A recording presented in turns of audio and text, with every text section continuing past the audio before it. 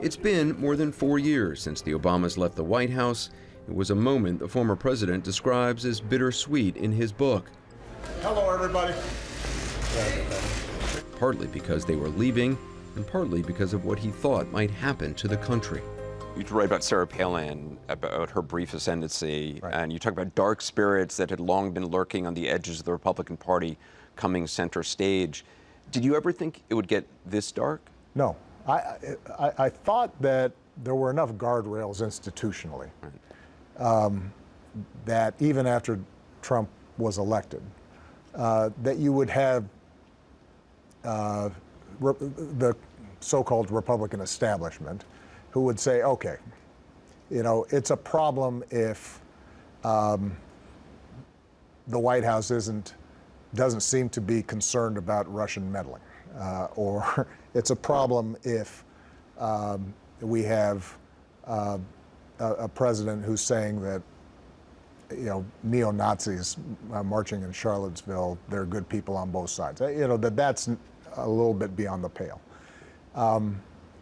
And the degree to which we did not see that Republican establishment say, hold on, time out, that's not acceptable, that's not who we are, but rather be cowed into accepting it, and then finally culminating in January 6th, where what originally was, oh, don't worry, this isn't going anywhere, we're just letting Trump and others vent, and then suddenly you now have large portions of an elected Congress going along with the falsehood that there were problems with the election. And the leadership of the GOP, briefly for one night when they still had this sort of Yes. scent of fear in them, going against the president. And then poof, suddenly everybody was back in line. Now, the reason for that is because the base believed it. And the base believed it because this had been told to them not just by the president, but by the media that they watch.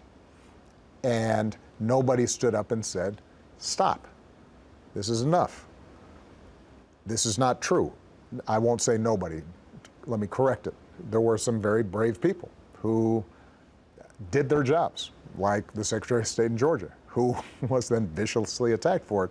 And all those congressmen started looking around and they said, you know what, I'll lose my job. I'll get voted out of office.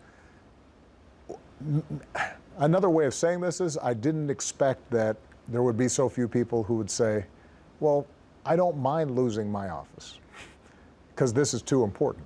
America's too important. Some things are more important than just... Our democracy is too important. We didn't see that. Now, I'm still the hope and change guy, and so my hope is that the tides will turn, but that does require each of us to understand that this experiment in democracy is not self-executing. It doesn't happen just automatically. It happens because each successive generation says these values, these truths we hold self-evident. This is important. We're going to invest in it and sacrifice for it, and we'll stand up for it, even when it's not politically convenient. One of the things you write, we need to explain to each other who we are and where we are going. I mean, as somebody who has dedicated myself to storytelling, that really resonates with me, but I wonder, are we as a country still willing to listen to each other's stories? Well, I think that this is the biggest challenge we have, is that we don't have the kinds of shared stories that we used to. There's always been a division along lines of race, right?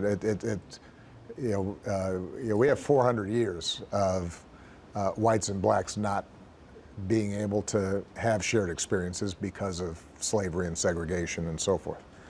But even within, let's say, the white community, right? The stories of kids who are growing up in Manhattan and the stories of kids who are growing up in Abilene, Texas, and the stories of a kid who's growing up in Montana, those stories no longer meet. partly because of the segment, the siloing of the media, the internet, entertainment. We occupy different worlds, and it becomes that much more difficult for us to hear each other, see each other. The thing I learned, first as an organizer and then as an elected official, as a politician, was when you start hearing people's stories, you always find a thread of your own story in somebody else. And the minute that recognition happens, that becomes the basis for a community. But it does seem like something has changed so that it's become so extreme that we're not even allowing ourselves to get into a position where we can see that commonality. I've heard in the past you talk about when you were starting out in politics, you would go down to southern Illinois to very conservative districts. Yeah, they give me a hearing. Right. Yeah. No, and I think that's changed. Part of it is the nationalization of media, the nationalization of politics. The fact is that you used to have a bunch of local newspapers, local TV stations.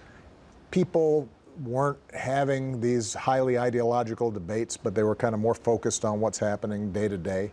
And part of it is also the structure of our economy and our communities. Look, it used to be that a high school, the average high school in America, the average public high school, you would have the banker's kid and the janitor's kid in the same school.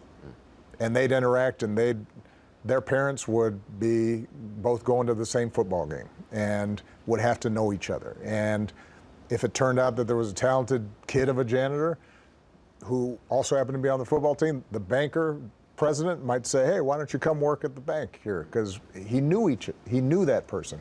Now we have more economic stratification and segregation. You combine that with racial stratification and the siloing of the media, so you don't have just Walter Cronkite delivering the news, but you have 1,000 different venues.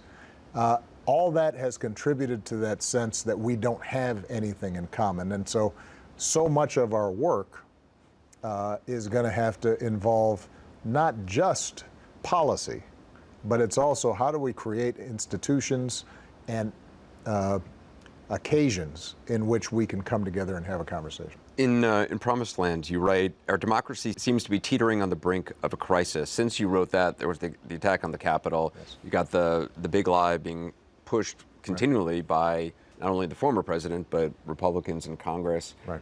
Are we still just teetering on the brink, or are we in crisis? Well, I think we have to worry when one of our major political parties is willing to embrace a way of thinking about our democracy that would be unrecognizable and unacceptable even 5 years ago or a decade ago.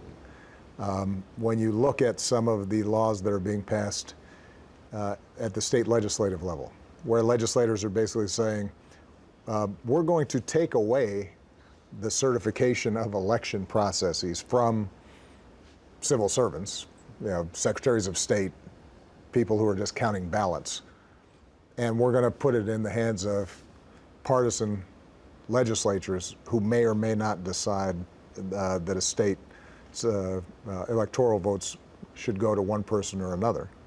And when that's all done against the backdrop of large numbers of Republicans having been convinced wrongly that there was something fishy about the last election, we've got a problem. And this is part of the reason why I think the conversation around voting rights at a national level is important. This is why I think conversations about some of the institutional and structural barriers to our democracy working better, like the elimination of the filibuster or the end to partisan gerrymandering, is important.